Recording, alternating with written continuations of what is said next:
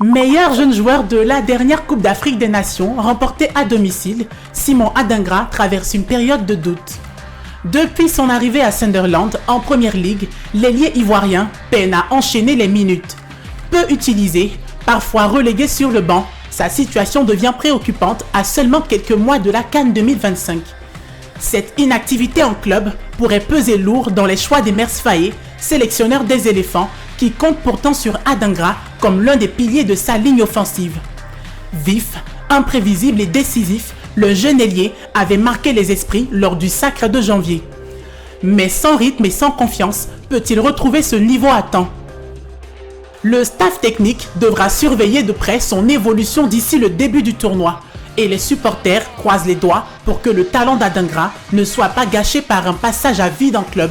Car pour défendre son titre, la Côte d'Ivoire aura besoin de ses meilleurs éléments, au meilleur de leur forme. Eliakim Koulibaly a entamé de la meilleure des manières le tournoi Challenger de Monastir en Tunisie. Opposé au Marocain Anas Benour Ditsali, le tennisman ivoirien de 23 ans s'est imposé avec autorité 6-2, 6-0, validant son ticket pour le second tour.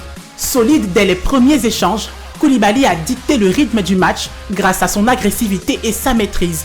Le premier set, rapidement plié, a donné le ton d'une rencontre totalement à sens unique. Dans la deuxième manche, le gaucher ivoirien a déroulé, ne laissant aucun jeu à son adversaire. Ce succès sans bavure confirme le retour en forme d'Eliakim Koulibaly après une sortie plus compliquée à Hambourg. Un résultat prometteur qui renforce ses ambitions de s'imposer comme l'un des visages montants du tennis africain. Pas de médaille cette fois pour Ruth Gbagbi au championnat du monde de taekwondo à Wuxi en Chine. La double médaillée olympique ivoirienne s'est arrêtée en 16e de finale dans la catégorie des moins de 67 kg. Après une belle entrée en matière face à l'indienne Madhu Singh, elle s'est inclinée 2 manches à 1 face à la turque Ikra Kayir. Malgré cette élimination, Gbagbi a montré une belle maîtrise technique et un mental solide, confirmant son rôle de leader au sein du taekwondo ivoirien. À 31 ans, la guerrière d'Abidjan ne baisse pas les bras. Elle garde déjà le regard tourné vers son prochain objectif majeur, les Jeux Olympiques de Los Angeles 2028.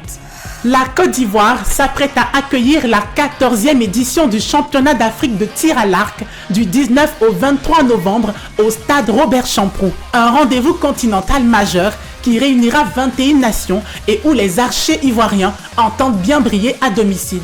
Sous la houlette de la direction technique nationale, 23 athlètes ont été retenus après plusieurs semaines de préparation intensive. Parmi eux, Franck Eyeni, sociétaire du club de Nîmes en France, fera figure de leader. Il sera épaulé par les archers expérimentés comme Marcel Diombo, Anne-Marie Yedagne et Stéphane Gadeka. La Côte d'Ivoire engagera des équipes masculines et féminines dans les catégories art classique et art nu. Portée par la Fédération ivoirienne de tir à l'arc, la sélection nationale vise clairement une place sur le podium afin de confirmer la montée en puissance du tir à l'arc ivoirien sur la scène continentale. Quand la passion du ballon rond nous tient, on est parfois surpris par des événements. C'est un peu le cas de ce footballeur qui donne des émotions et des cris de joie aux gardiens qui avaient peut-être perdu espoir. Regardons ensemble.